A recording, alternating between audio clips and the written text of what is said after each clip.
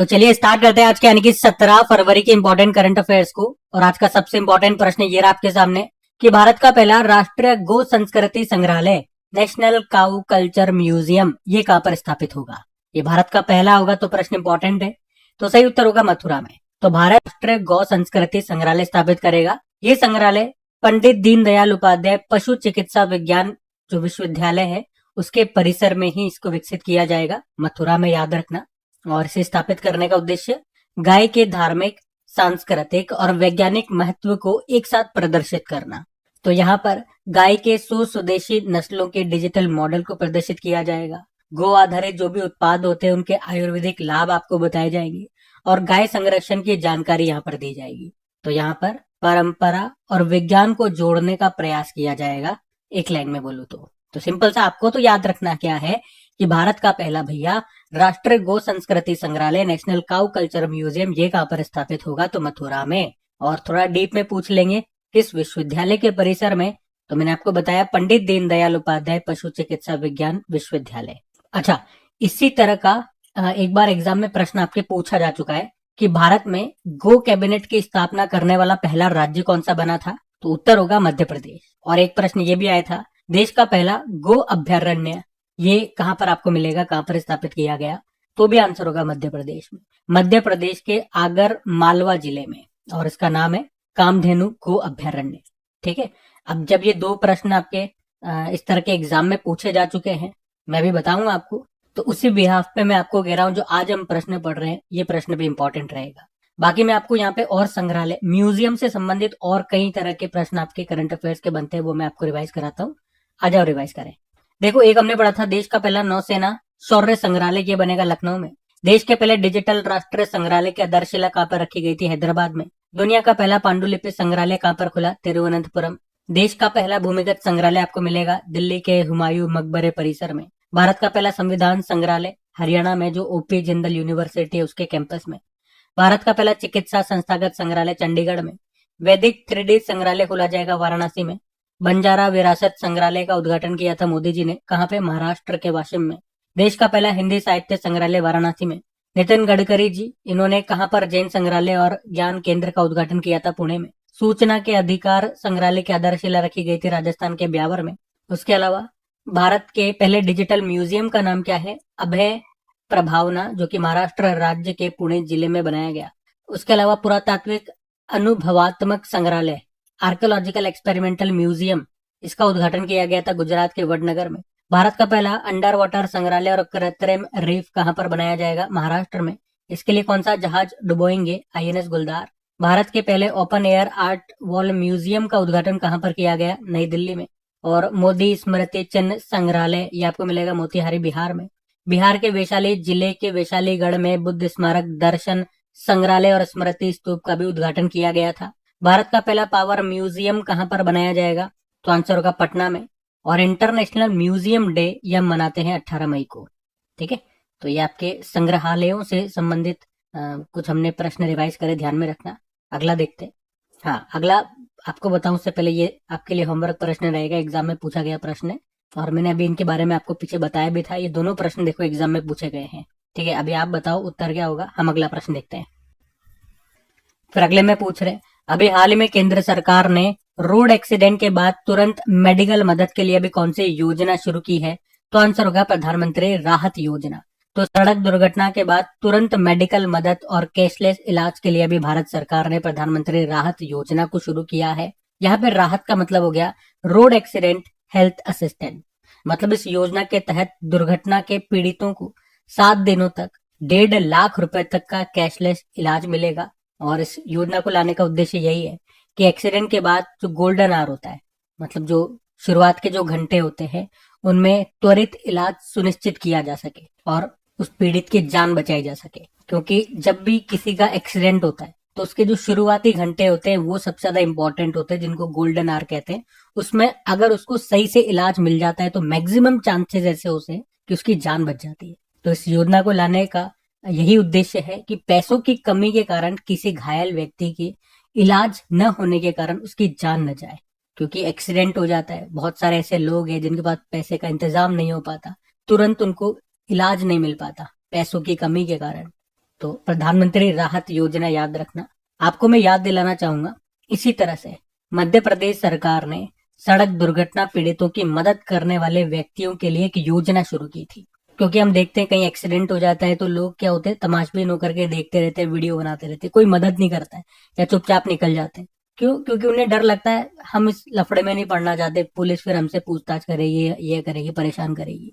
तो मध्य प्रदेश ने इसी के लिए एक योजना चलाई थी कि लोग मदद करें। तो उस योजना का नाम क्या है पहले तो बताओ? राहवीर योजना। और जो मदद करेगा उसको पुरस्कार राशि भी दी जानी थी। उसका राशि का अमाउंट भी याद रखना है, 25,000 रुपए। ये प्रश्न पूछा गया है आपके एग्जाम में, इसलिए मैं आपको बता रहा हूँ। ठीक है, तो अभी हमने जो प्रश्न पढ़ा वो क्या है? केंद्र सरकार की योजनाएं। तो केंद्र सरकार की योजनाएं तो इंपॉर्टेंट रहेगी। प्रधानमंत्री राहत मैंने आपको समझा दिया क्या है। इसी तरह से केंद्र सरकार की कुछ और योजनाएं जो अभी न्यूज में रही, पहले मैं आपको वो रिवाइज करवाता हूँ। देखो, अभी 25 दिसंबर 2025 को प्रधानमंत्री ग्राम सड़क योजना की 25वीं वर्षगांठ मनाई गई। तो इसे लॉन्च कब किया गया था? सन 2000 में। एनपीएस वात्सल्य योजना वित्त मंत्रालय ने शुरू की थी कब? 18 सितंबर 2024 को। प्रधानमंत्री ई ड्राइव योजना ये 1 अक्टूबर 2024 को लॉन्च होती है। प्रधानमंत्री इंटर्नशिप योजना 3 अक्टूबर 2024 को। आयुष्मान भारत प्रधानमंत्री जन आरोग्य योजना 23 सितंबर 2018 को, रांची झारखंड से। आयुष्मान भारत वय वंदना योजना 29 अक्टूबर 2024 को। और प्रधानमंत्री विद्या लक्ष्मी योजना 6 नवंबर 2024 को। वन नेशन वन सब्सक्रिप्शन, इसकी शुरुआत होती है 1 जनवरी 2025 से। राष्ट्र सहकारिता नीति नेशनल कॉपरेशन पॉलिसी 2025, इसने स्थान लिया था 2002 की जो पुरानी पॉलिसी थी उसका। ये लागू हुई 24 जुलाई 2025 से। और एकीकृत पेंशन योजना 1 अप्रैल 2025 से। ठीक है, तो ये सब ध्यान में रखना। अगला प्रश्न देखते हैं। ये देखो, अगले में वो जो मैंने आपको बताया था ना, देखो ऐसा ही प्रश्न पूछा गया था और अमाउंट आपसे पूछा गया था। आजकल अमाउंट ज्यादा पूछे जा रहे हैं। ठीक है, तो ध्यान रखना। अगला प्रश्न देखते हैं। फिर अगले में पूछ रहे हैं, अभी हाल ही में हेरात पोस्ट त्योहार ये कहां पर मनाया गया? तो आंसर होगा इसका जम्मू कश्मीर में। देखो, हेरात का मतलब होता है हर रात्रि या शिवरात्रि बोल दो। तो ये जो त्योहार है जम्मू कश्मीर में कश्मीरी पंडितों का सबसे महत्वपूर्ण धार्मिक और सांस्कृतिक त्योहार है। महाशिवरात्रि के मौके पर इसको मनाया जाता है। हम लोग महाशिवरात्रि कहते हैं, वहां पर इसको हेरात महोत्सव या हेरात पोस्ट महोत्सव कहते हैं। और महाशिवरात्रि इसे देवी पार्वती के साथ भगवान शिव के विवाह के रूप में हम मनाते हैं। ठीक है, तो हम लोग महाशिवरात्रि कहते हैं, वहां पे इसी को हेरात त्योहार के रूप में मनाया जाता है जम्मू कश्मीर में। अब देखो, ये त्योहार वाला प्रश्न है, तो पहले कुछ इंपॉर्टेंट फेस्टिवल्स में आपको रिवाइज कराता हूँ। एक हमने पढ़ा था जदिया स्वामी फेस्टिवल, तमिलनाडु में मनाया जाता है बड़गा समुदाय के द्वारा। पर्पल फेस्टिवल 2025 तीसरा संस्करण हुआ था नई दिल्ली में, दिव्यांगजनों के लिए होता है। उद्घाटन किया था राष्ट्रपति जी ने। शिग्मा उत्सव गोवा में मनाया जाता है 15 दिनों तक। भारत रंग महोत्सव नई दिल्ली में, ये विश्व का सबसे बड़ा रंगमंच महोत्सव है। थाई पुसम त्योहार तमिलनाडु में। खुबानी ब्लॉसम फेस्टिवल लद्दाख में। Cherry blossom festival Meghalaya. Vishu त्योहार Kerala. National tribal youth festival Mizoram में। माधवपुर मेला गुजरात के पोरबंदर में। सरहुल महोत्सव झारखंड। जात्रा उत्सव त्रिपुरा। गरिया पूजा उत्सव त्रिपुरा। त्रिशूर पुरम उत्सव केरल। खीर भवानी मेला जम्मू कश्मीर। और राष्ट्रीय बौद्धिक संपदा महोत्सव 2025 उत्तराखंड के देहरादून में मनाया गया था। ठीक है, तो ये सब फेस्टिवल्स तो ध्यान में रखना। बाकी आज जो हमने फेस्टिवल पढ़ा वो है हेरात महोत्सव, जम्मू कश्मीर का है। तो जम्मू कश्मीर एक बार लेकर के चलते हैं आपको। ये रहा मैं अपना जम्मू कश्मीर। देखो, जम्मू कश्मीर से जो मैं आपको रिवाइज करवाना चाह रहा हूँ वो है इसके फेस्टिवल्स। लेकिन लेफ्टिनेंट गवर्नर का नाम तो याद होगा आपको, मनोज सिन्हा। मुख्यमंत्री उमर अब्दुल्ला है। चलो फेस्टिवल रिवाइज करते हैं। और कौन कौन से महोत्सव यहाँ मनाए जाते हैं? तो पट उत्सव, हेरात महोत्सव जो आज हमने पढ़ा वही है ये। तवी महोत्सव, कंचोत महोत्सव, बंगस वैली महोत्सव, अहरबल महोत्सव, खीर भवानी मेला लगता है यहाँ पे। चिनार बुक फेस्टिवल का आयोजन भी हुआ था श्रीनगर में ही। ठीक है, तो ये जम्मू कश्मीर के कुछ फेस्टिवल्स हैं, ध्यान में रखना। अगला प्रश्न देखते हैं। फिर अगले में पूछ रहे हैं, अभी हाल ही में इंडिया एआई इम्पैक्ट समिट 2026 ये कहां पर शुरू हुआ? तो आंसर होगा नई दिल्ली में। इंडिया एआई इम्पैक्ट समिट 2026 की मैं बात कर रहा हूँ, ये भी शुरू हो चुका है। अभी 16 फरवरी को शुरू हुआ, 20 फरवरी तक ये चलेगा। कहां पर? नई दिल्ली में, नई दिल्ली के भारत मंडपम में। और थीम भी है सर्वजन हिताय सर्वजन सुखाय, welfare for all, happiness for all. तो यहाँ पर दुनिया भर की कंपनियां अपने लेटेस्ट एआई सॉल्यूशन को दुनिया भर के सामने पेश करेंगी। और मुख्य रूप से हमारा इसका आयोजन करने का उद्देश्य यही है कि एआई आर्टिफिशियल इंटेलिजेंस को केवल कुछ देशों या कंपनियों तक सीमित न रखकर पूरी मानवता के लिए सुलभ बनाना है। आपको याद दिलाऊं, दुनिया का जो पहला एआई समिट हुआ था ना, वो ब्लेचले यूके में हुआ था। दूसरा समिट हुआ था सियोल साउथ कोरिया में, और तीसरा एआई समिट हुआ था पेरिस फ्रांस में, और अभी ये जो इंडिया एआई इम्पैक्ट समिट अभी हुआ नई दिल्ली में। अब यहाँ पे आपको एआई से संबंधित कुछ प्रश्न मैं आपको रिवाइज कराता हूँ। अगर पूछे, चैट जीपीटी के निर्माता ओपन एआई ने 2025 के अंत तक नई दिल्ली में अपना पहला भारतीय कार्यालय खोलने की घोषणा की थी। मलेशिया ने राइट बैंक लॉन्च किया, जो कि दुनिया का पहला एआई संचालित बैंक है। और Bharat health AI global regulatory network में शामिल हुआ, और इसका मुख्यालय आपको मिलेगा जेनेवा, स्विट्जरलैंड। भ्रष्टाचार से निपटने के लिए एआई मंत्री हैं डेला, इसको नियुक्त करने वाला दुनिया का पहला देश बना था अल्बानिया। और ग्लोबल एआई इंडेक्स आया था, उसमें भारत तीसरे स्थान पर है, टॉपर अमेरिका है। महाराष्ट्र ने माइक्रोसॉफ्ट के साथ पार्टनरशिप करके महाक्राइम ओएस एआई लॉन्च किया। और ग्लोबल एआई शो 2025 हुआ था अबू धाबी यूएई में। अभी हमने पढ़ा इंडिया एआई इम्पैक्ट समिट हुआ नई दिल्ली में। भारत का पहला AI powered anti drone petrol vehicle का नाम है इंद्रजाल। भारत के पहले एआई इंडस्ट्री एसोसिएशन के पहले प्रेसिडेंट बने विजय कलियंत्री, और एसोसिएशन का मुख्यालय आपको मुंबई में मिलेगा। आईआईटी दिल्ली के वैज्ञानिकों ने आइला यानी कि आर्टिफिशियली इंटेलिजेंट लैब असिस्टेंट नाम से एक एआई सिस्टम बनाया है। ठीक है, ये प्रश्न तो अभी एग्जाम में भी आया था। बाकी एआई के फादर जॉन मैकार्थी हैं, और एआई की गॉडफादर पूछे तो जेफरी हिंटन कहे जाते हैं। ठीक है, तो ये पॉइंट्स ध्यान में रखना। अगला प्रश्न देखते हैं। फिर अगले में पूछ रहे हैं, हाल ही में देश के पहले central bank digital currency CBDC based PDS system, इसको कहां पर लॉन्च किया गया? तो आंसर होगा गुजरात। तो अभी भारत के पहले सीबीडीसी मतलब हो गया सेंट्रल बैंक डिजिटल करेंसी। तो सीबीडीसी आधारित पीडीएस सिस्टम यानी कि पब्लिक डिस्ट्रीब्यूशन सिस्टम को अभी शुरू किया, कहां पर? गुजरात के महात्मा मंदिर में। किसने शुरू किया, किसने लॉन्च किया इसे? तो हमारे जो गृह मंत्री अमित शाह ने।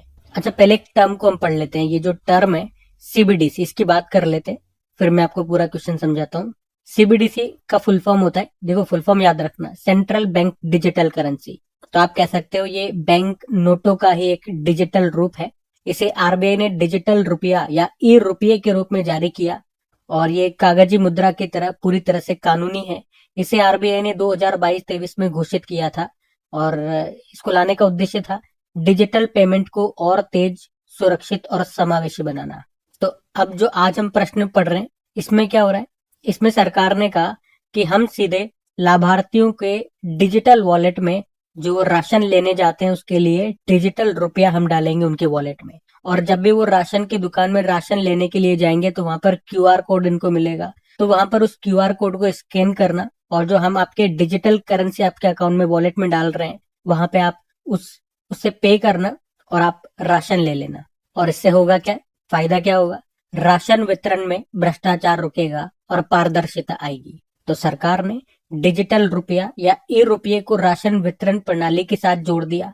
तो अब राशन लेने के लिए कागजी नोट की नहीं, बल्कि मोबाइल डिजिटल टोकन या डिजिटल रुपये इस्तेमाल करने होंगे, जो सरकार आपके वॉलेट में डालेगी। और अभी इसे पायलट प्रोजेक्ट के तौर पर गुजरात में शुरू किया गया है, यह आपको ध्यान रखना है। ठीक है, देखो हमारा प्रश्न यही था, देश का पहला सीबीडीसी यानी कि central bank digital currency based जो पब्लिक डिस्ट्रीब्यूशन सिस्टम है, इसको कहां पर लॉन्च किया गया? तो गुजरात आंसर होगा। अच्छा, इसी के साथ जो गृह मंत्री अमित शाह, इन्होंने गुजरात में ही अन्नपूर्ति ग्रेन एटीएम भी शुरू किया है। ये एटीएम मात्र 35 सेकंड में 25 किलोग्राम तक अनाज दे सकता है। ठीक है, तो ये भी पॉइंट यहाँ पे जोड़ लेना। अब देखो, ये भारत का पहले से प्रश्न है, भारत का पहला। अब इसी तरह से कुछ और इंपॉर्टेंट प्रश्न मैं आपको रिवाइज कराता हूँ, जहाँ पे हमने बात करी भारत का पहला, भारत में और क्या क्या चीजें पहली बार हुई। जैसे कि भारत का पहला योग और आयुर्वेद क्लस्टर सेंटर बना, पतंजलि विश्वविद्यालय। कहाँ पर है? उत्तराखंड के हरिद्वार में है। और पहला फीफा शांति पुरस्कार दिया गया अमेरिकी राष्ट्रपति डोनाल्ड ट्रंप को। भारत ने पहली बार यूनेस्को सांस्कृतिक विरासत सत्र की मेजबानी की नई दिल्ली के लाल किले में। उसके अलावा भारत के पहले निजी क्षेत्र के नेविगेशन केंद्र, इसका उद्घाटन कहां पर किया गया? केरल के तिरुवनंतपुरम में। भारत का पहला वाटर पॉजिटिव एयरपोर्ट, ये बना इंदिरा गांधी इंटरनेशनल एयरपोर्ट। और भारत की पहली डेडिकेटेड फॉरेस्ट यूनिवर्सिटी बनेगी उत्तर प्रदेश के गोरखपुर में। भारत का पहला एआई इंडस्ट्री एसोसिएशन बनाया गया, जिसका मुख्यालय मुंबई में है। पहले प्रेसिडेंट विजय कलियंत्री बने। और मध्य प्रदेश सरकार भारत का पहला राज्य स्तरीय मल्टीनेशनल कॉरिडोर बनाएगा, जिसमें 5 टाइगर रिजर्व को आपस में जोड़ा जाएगा। भारत का पहला हाइड्रोकाइनेटिक पावर प्लांट, ये पंजाब की नांगल नहर में शुरू किया गया। भारत का पहला प्राइवेट पीएसएलवी किसके द्वारा बनाया गया? हिंदुस्तान एरोनॉटिकल लिमिटेड और लार्सन एंड टुब्रो कंपनी के द्वारा। और किस भारतीय स्टार्टअप ने भारत का पहला स्वदेशी एमआरआई स्कैनर विकसित किया? Voxel grid. पीपीपी मॉडल पर आधारित देश का पहला मेडिकल कॉलेज बनेगा मध्य प्रदेश के धार जिले में। रोलिंग बजट अपनाने वाला भी पहला राज्य बना था मध्य प्रदेश ही। ठीक है, तो ये भारत के पहले से संबंधित सारे आपके प्रश्न है, ध्यान में रखना। अगला प्रश्न देखते हैं। फिर अगला प्रश्न भी इंपॉर्टेंट है। हाल ही में प्रधानमंत्री नरेंद्र मोदी ने नॉर्थ ईस्ट की पहली इमरजेंसी लैंडिंग फैसिलिटी का उद्घाटन कहां पर किया? तो आंसर होगा इसका असम में। तो अभी प्रधानमंत्री नरेंद्र मोदी ने असम के डिब्रूगढ़ जिले के मोरेन में नेशनल हाईवे पर एक आपातकालीन लैंडिंग सुविधा इमरजेंसी लैंडिंग फैसिलिटी का उद्घाटन किया। ये पूर्वोत्तर भारत में अपनी तरह की पहली आपातकालीन लैंडिंग सुविधा है, तो प्रश्न इंपॉर्टेंट हो गया। तो ये 4.2 किलोमीटर लंबा एक खास राजमार्ग पट्टी है जो युद्ध जैसी स्थिति या प्राकृतिक आपदाओं के समय ये हाईवे लड़ाकू विमानों और परिवहन विमानों को उतारने और उड़ान भरने का काम आएगा। मतलब इस हाईवे को हम रनवे की तरह इस्तेमाल करेंगे, जहां पे इमरजेंसी के समय हमारे जो लड़ाकू विमान है या जो परिवहन विमान है वो यहाँ पे उतर सकेंगे और यहाँ से उड़ भी सकेंगे।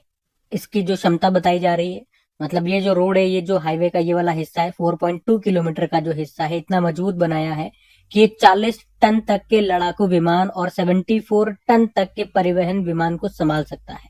और अभी जब प्रधानमंत्री नरेंद्र मोदी यहाँ पर गए तो वो खुद C-130J एयरक्राफ्ट में बैठ करके गए और उनका विमान इसी हाईवे पर लैंड किया। अच्छा, इसी के साथ मैं आपको बता दूं, प्रधानमंत्री नरेंद्र मोदी ने कुमार भास्कर वर्मा सेतु जो ब्रिज है, ये नाम है इसका, कुमार भास्कर वर्मा ब्रिज, इसका भी उद्घाटन किया असम में ही। असम के गुवाहाटी में। किस नदी पर है ब्रिज? ब्रह्मपुत्र नदी पर है। ये एक 6 लेन ब्रिज है, लंबाई है 1.24 किलोमीटर की। और जिनके नाम पे इस ब्रिज का नाम रखा गया है वो खुद कामरूप साम्राज्य के एक महान शासक थे, कुमार भास्कर वर्मा, उन्हीं के नाम पे इसका नाम रखा गया। अब इस प्रश्न से एक बहुत ही प्यारा प्रश्न बनता है। देखो, जैसे प्रश्न क्या था, पहले तो प्रश्न पढ़ो कि अभी भैया मोदी जी ने नॉर्थ ईस्ट की पहले इमरजेंसी लैंडिंग फैसिलिटी का उद्घाटन किया ना, कहां पर किया? आपने कहा असम में। उसका मतलब भी आपको समझ में आ गया कि इमरजेंसी के समय हमारे एयरक्राफ्ट वगैरह परिवहन विमान यहाँ पे उड़ सकेंगे, मतलब उतर सकेंगे और यहाँ से उड़ भी सकेंगे। तो ये तो पूर्वोत्तर का पहला हो गया। अगर पूछे देश का पहला, इस तरह का देश का पहला कहां पर लॉन्च किया गया था इमरजेंसी लैंडिंग फैसिलिटी, तो ये हम पढ़ चुके हैं और ये आपको बता दूं एग्जाम में भी प्रश्न पूछा जा चुका है, मैं आपको दिखा दूंगा अभी।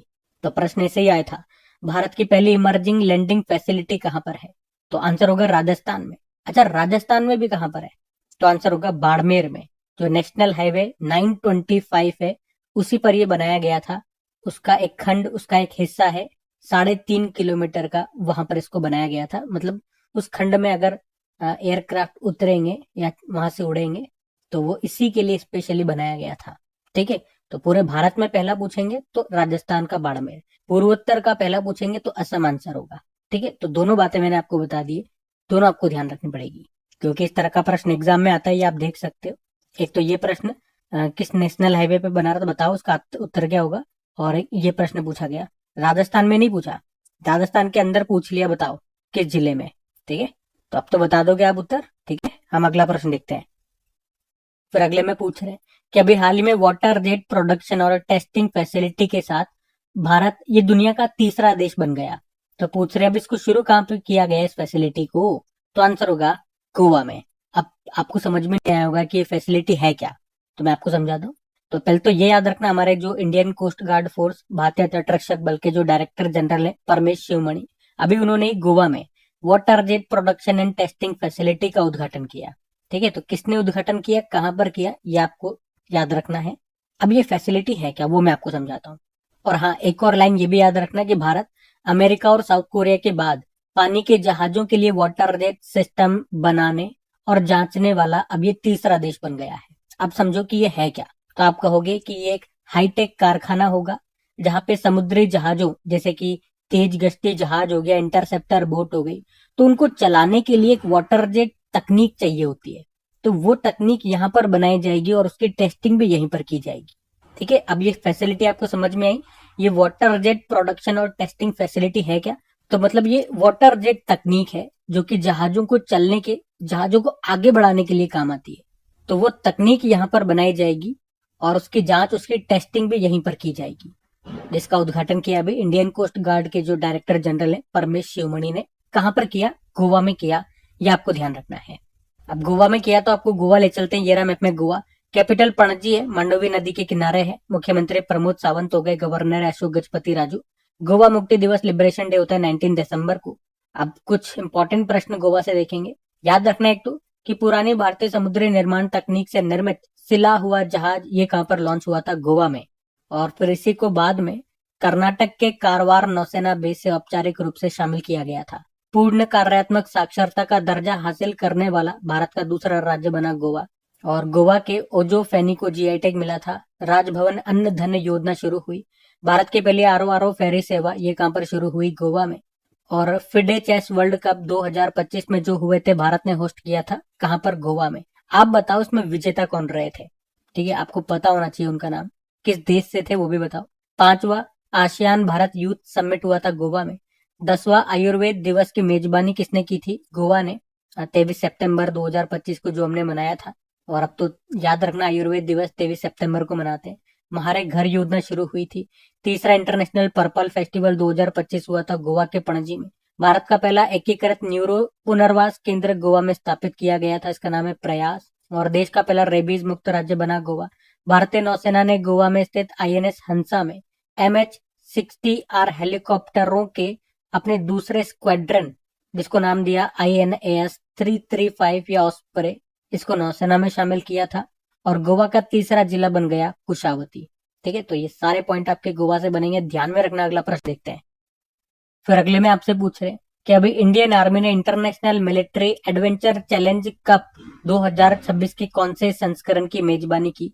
तो आंसर होगा पहला संस्करण ही है, international military adventure challenge cup 2026। अभी इसका आयोजन हुआ, या आयोजन होगा 18 फरवरी से लेकर 23 फरवरी तक। और ये इसका पहला एडिशन ही होगा। कहां पर? पूर्वी हिमालय में। तो मेजबानी कर रही है भारतीय सेना। तो इसमें क्या होगा? इसमें भारत और भारत के जो मित्र देश हैं, तो इनके सैनिक, इनकी शारीरिक शक्ति और मानसिक मजबूती और टीम वर्क का यहाँ पे परीक्षण किया जाएगा कठिन पहाड़ी इलाकों में। मतलब आप कह सकते हो एक तरह से एडवेंचर गेमों का यहाँ पे आयोजन होगा। तो वहां पर उनका स्ट्रेंथ देखी जाएगी, शारीरिक रूप से भी और मानसिक रूप से भी। मतलब खेल खेल में अपने आप को मजबूत करेंगे वो। तो इसमें टोटल 8 देशों की टीमें हिस्सा लेंगी। वो 8 देश कौन कौन से होंगे? Bharat, Bhutan, Brazil, Kazakhstan, Kyrgyzstan, Nepal, Sri Lanka, south Africa वगैरह। और इसका आदर्श वाक्य रखा है फ्रेंडशिप थ्रू स्पोर्ट। ठीक है, तो ये ध्यान में रखना। अगला प्रश्न देखते हैं। फिर अगले में पूछ रहे हैं, हाल ही में डेविड जे फार्बर का निधन हो गया, उन्हें किस लोकप्रिय रूप से जाना जाता था? तो आंसर होगा इंटरनेट के जनक। तो इंपॉर्टेंट प्रश्न रहेगा ये। हम बात कर रहे हैं डेविड जे फार्बर की। इनको इंटरनेट के शुरुआती विकास, नेटवर्किंग अनुसंधान और कंप्यूटर विज्ञान में उनके दूरदर्शी योगदान के कारण उन्हें grand father of the internet यानी कि इंटरनेट के जनक के रूप में जाना जाता है। मतलब जब कंप्यूटर अलग अलग काम करते थे, तब उन्होंने ऐसे तरीके खोजे जिससे कंप्यूटर एक दूसरे से जुड़कर बात कर सके। उन्होंने केवल तकनीक ही नहीं बनाई, बल्कि उन कंसेप्ट पर भी काम किया जिनसे आज का WWW और इंटरनेट संभव हो पाया है। तो इंपॉर्टेंट नाम है, मतलब इनका क्या नाम है भाई? David J Farber, grandfather of the internet इनको कहा जाता है। अच्छा, अगर पूछे फादर ऑफ इंटरनेट किनको कहा जाता है, तो विंट सर्फ और बॉब कान को। इन्होंने TCP IP यानी कि ट्रांसमिशन कंट्रोल प्रोटोकॉल और इंटरनेट प्रोटोकॉल विकसित किया था, इसलिए इनको फादर ऑफ इंटरनेट कहा जाता है, याद रखना। अगर मैं पूछूं father of modern Olympic games किन्हें कहा जाता है, तो बैरन कुबर्टीन को कहा जाता है। Father of AI John McCarthy को कहा जाता है। Father of DNA James Watson को कहा जाता है। फादर ऑफ DNA का अभी हमने नाम भी पढ़ा था, इनका निधन हो गया। चलो निधन वाला प्रश्न है ना, कुछ इंपॉर्टेंट व्यक्तियों के नाम मैं आपको बताता हूँ जिनका हाल ही में निधन हो गया। तो फादर ऑफ DNA ध्यान रखना, जेम्स वॉटसन, इनका निधन हुआ। तो देखो, अभी भारतीय मूर्तिकार थे रामवी सुतार, उनका भी 100 वर्ष की आयु में निधन हो गया। महाराष्ट्र से थे, उनको पद्मश्री 1999 में मिला, पद्म भूषण 2016 में, महाराष्ट्र का सर्वोच्च नागरिक पुरस्कार महाराष्ट्र भूषण भी मिला। मेहर कास्टेलिनो 1964 में भारत की पहली मिस इंडिया का खिताब जीता था, मुंबई से हैं। विनोद कुमार शुक्ल हिंदी साहित्यकार थे, अभी 2024 के लिए 59 नंबर का ज्ञानपीठ पुरस्कार उनको मिला, वे छत्तीसगढ़ से हैं, याद रखना। बांग्लादेश की पहली महिला प्रधानमंत्री खालिदा जिया का निधन हो गया। पर्यावरणविद माधव गॉडगिल का निधन हो गया, वो महाराष्ट्र से हैं और उनकी ऑटोबायोग्राफी याद रखना, अ वॉक अप द हिल। और 2024 में संयुक्त राष्ट्र का जो champions of the earth award है वो भी इनको दिया गया था। पूर्व वर्ल्ड बिलियर्ड्स चैंपियन थे मनोज कोठारी, इनका निधन हो गया, कोलकाता से थे। और ब्रिटिश भारतीय पत्रकार और बीबीसी इंडिया ब्यूरो के पूर्व प्रमुख सर मार्क टली का भी निधन हो गया। भारत की आवाज के रूप में उनको जाना जाता था। ठीक है, तो ये सारे पॉइंट्स ध्यान में रखना। अगला प्रश्न देखते हैं। फिर अगले में पूछ रहे हैं, हाल ही में 2026 फिडे फ्री स्टाइल विश्व चैंपियनशिप किस खिलाड़ी ने जीती? तो आंसर होगा मैग्नस कार्लसन ने। FIDE free style world championship 2026 की हम बात कर रहे हैं। अभी इसका आयोजन हुआ था विसेन हॉस जर्मनी में। इसको मैग्नस कार्लसन ने जीता, जो कि नॉर्वे के प्लेयर है, आप जानते हो, चेस के नंबर 1 प्लेयर है। यहाँ पे इन्होंने हराया किसको? फेबियानो कारुआना को, जो कि अमेरिकी प्लेयर है। तो इस तरह से आप कहोगे कि सभी फॉर्मेट में ये मैग्नस कार्लसन का 21वां विश्व खिताब था। अगर सभी फॉर्मेट की बात करें तो इस तरह से टोटल इनका 21वां खिताब था। और चेस की बात करें तो आप जानते हो हमारे पहले ग्रैंड मास्टर का नाम है विश्वनाथन आनंद, जिन्हें लाइटनिंग किड ऑफ इंडिया के नाम से भी जाना जाता है। इनकी ऑटोबायोग्राफी माइंड मास्टर। इन्होंने 1991-92 में पहली बार राजीव गांधी खेल रत्न पुरस्कार इन्हीं को दिया गया था। सबसे युवा ग्रैंड मास्टर हमारे डी गुकेश है। पहली महिला ग्रैंड मास्टर पूछोगे तो एस विजय लक्ष्मी है। और पहली महिला जो ग्रैंड मास्टर बनी थी उनका नाम है कोनेरू हम्पी। दोनों में अंतर है, मैंने आपको डिटेल में समझाया भी है कि वुमेन ग्रैंड मास्टर बनने वाली पहली महिला एस विजय लक्ष्मी है और ग्रैंड मास्टर बनने वाली पहली महिला Koneru Humpy. World chess day 20 जुलाई को होता है।